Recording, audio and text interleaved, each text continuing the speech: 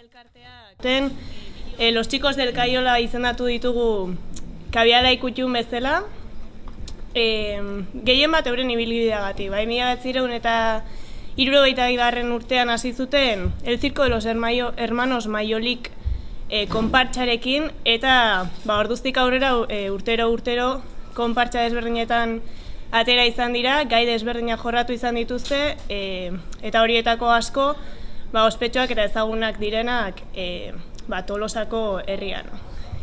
Oraindik ere nabari da inauterietako mamian jarraitzen dutela, eta gehien bat hori kontutan izan duguna kabiala ikutxuna aukeratzeko. Ilusiokin jaso deula, ez dakit, nola esan saria, rekonduzimientoa, oso ilusio handia indigula, zati, alderdi batik dator,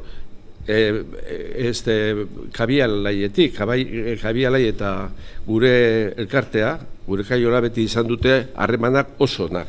Garai batean bakizu, bizilaguna ginela, eta batez ere zaharrenak etortzen diren gure soziedadea, bere soziedadea jungo balida bezala. Alderdutatik pozik gaudela, kabialaien eskutik jasotzea alako saria. Zuen antolaketa hontan, ostegun gizenen barruneota asko posten gaitu, zatik Tolosar batentzako ostegun gizena da oso eguna polita. Lo agradecemos mucho lo que van a hacer con nosotros.